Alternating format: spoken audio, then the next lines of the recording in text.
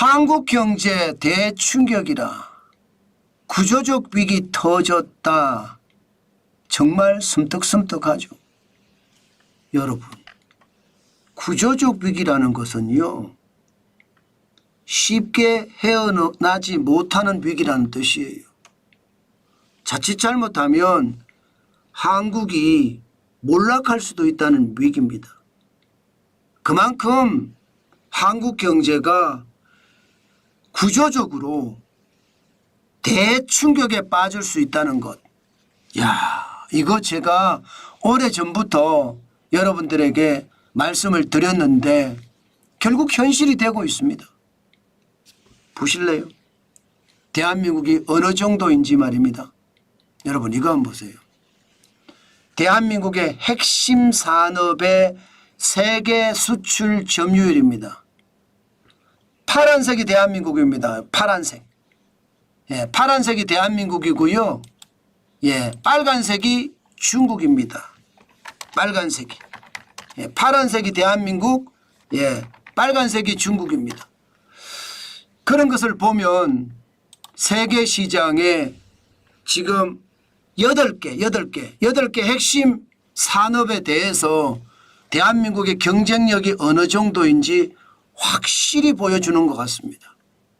여러분, 대부분이 빨간색이 높죠. 대부분이 빨간색이 높습니다. 세계시장 점유율이. 당장 말입니다. 반도체만 하더라도 우리는 세계시장의 점유율이 6.34%인데 중국은 17.06%입니다. 물론 중국 시장이 크기 때문에 그럴 수 있습니다. 그렇지만 중국 시장은 난공불락도 아니잖아요. 지금은 난공불락 같아요.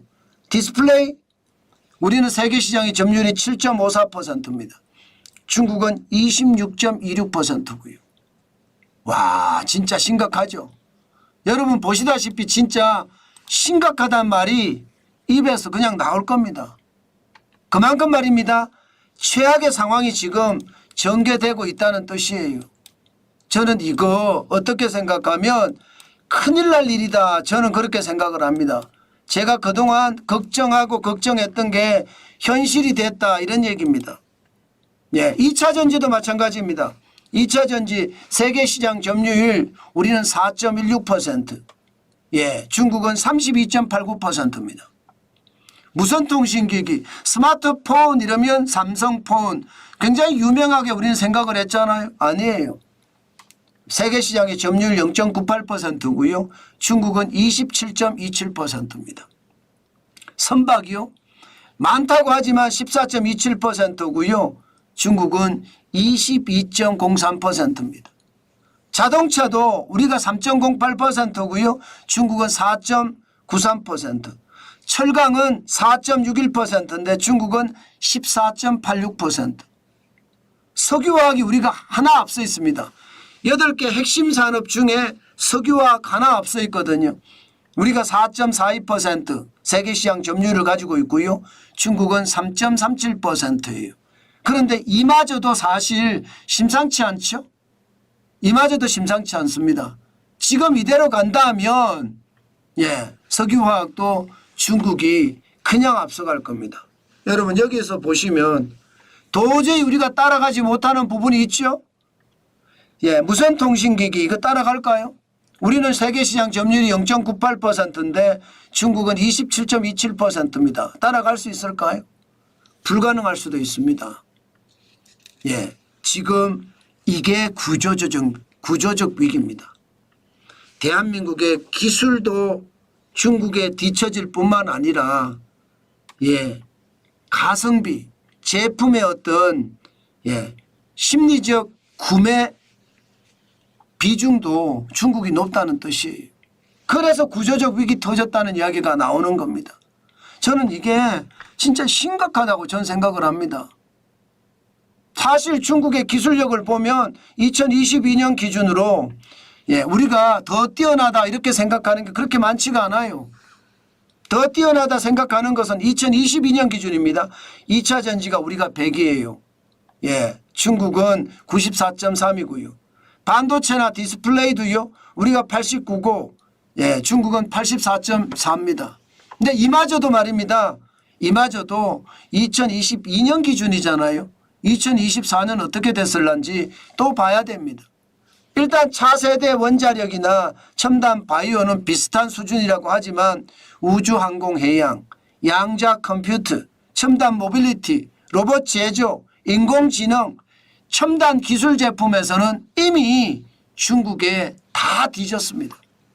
다 뒤졌어요. 그러면 여러분 우리 경제가 어떻게 될까요? 저는 여러분 대한민국이 지금 절체절명의 순간에 저는 빠져 있다고 생각을 합니다. 정치인들이 각성을 해야 돼요. 그냥 이대로 가잖아요. 대한민국 무너지는 것은 시간 문제예요. 제가 대한민국 끝났다 이 표현을 굉장히 잘 쓰는데 잘 쓰는 이유가 경각심을 가지자요. 경각심을 가지자. 경각심을 가져야지 여러분 대한민국이 살아날 수 있는 그런 힘이라도 있는 거예요. 지금 경각심이 없어요. 경각심이. 아니 뭐 휴일이든 아니면 평일이든 광화문 가면 맨날 으쌰으쌰예요. 윤석열 퇴진, 김건희 특검, 이재명 구속. 대한민국이 이렇게까지 혼란스러운데 이게 뭐 제대로 되겠습니까? 연구개발이 되겠습니까? 뭐가 되겠습니까? 여러분도 경험하셨잖아요. 2016년에 박근혜 대통령이 탄핵을 당하면서 나라가 얼마나 혼란스러웠습니까? 그 혼란 속에서 대한민국은 최악을 경험을 하게 되는 거예요. 최악을. 지금 2016년 이후 대한민국은 제가 봐서는 회복하기 어려운 상황으로 몰려갈 수도 있습니다. 왜 제가 그렇게 생각을 하느냐. 아니 뭐 첨단 기술에 연구개발비 쏟아붓는 게 중국은 연평균 2013년에서 2023년까지 10년 동안 18.2%를 쏟아부었습니다. 대한민국 연평균 5.7% 쏟아붓고 있어요. 쏟아붓는 것도 아니죠. 중국에 비하면. 금액으로 보면 2023년에 우리는 510억 4천만 달러고요. 중국은 2,550억 8천만 달러예요. 우리보다 4배가 많습니다. 이렇게 4배가 많은데 우리가 따라가겠다고요?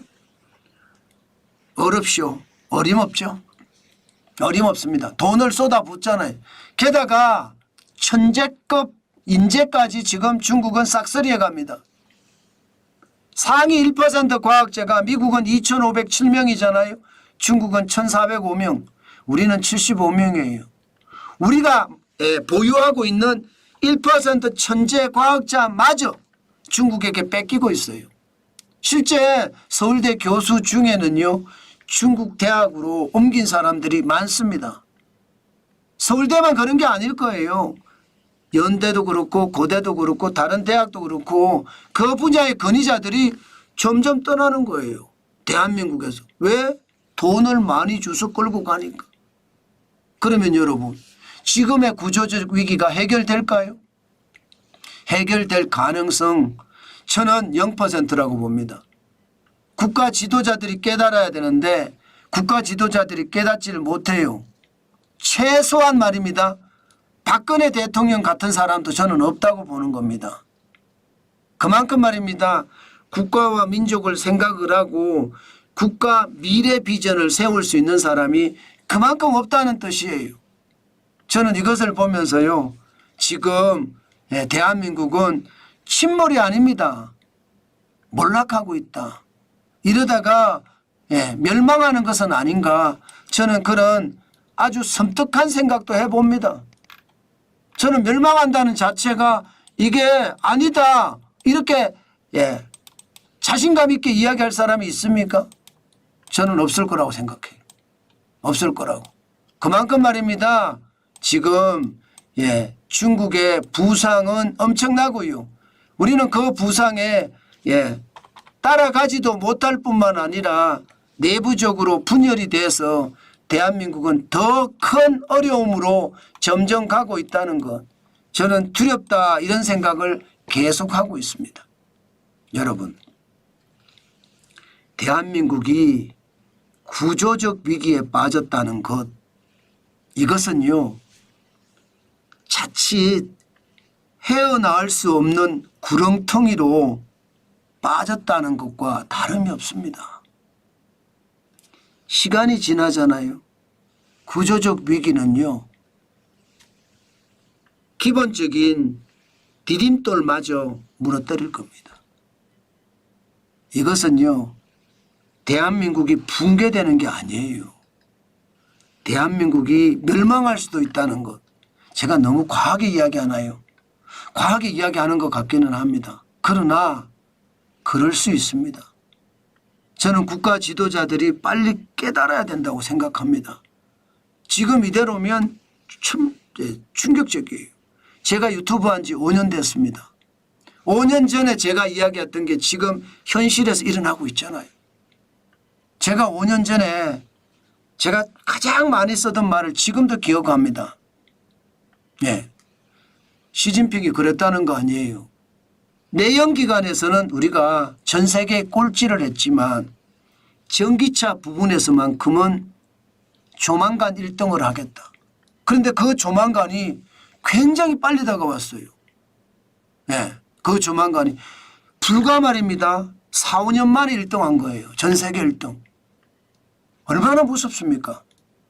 전기차만 이럴 것 같아요. 드론은요. 로봇은요. 양자 컴퓨터는요. 인공지능은요. 우리는 준비가 돼 있습니까? 준비가 돼 있지도 않아요. 박근혜 대통령 때까지만 하더라도 신성장 동력이라는 걸 주장하면서 신성장 동력을 계속 키우겠다 이렇게 선언을 해왔습니다. 문재인 정부 때 신성장 동력 들어본 적 있습니까? 윤석열 정부 때 신성장 동력 제대로 들어본 적 있습니까? 말은 꺼냈어요. 두 정부 다. 말은 꺼냈지만 실질적으로 얼마나 키웠다. 그래서 얼마나 지원했다. 없습니다. 그러니 나라가 진짜 섬뜩한 상태로 빠져든다는 것, 예, 지표를 보고 저는 여러분에게 말씀을 드립니다. 그만큼 충격적이라는 뜻입니다.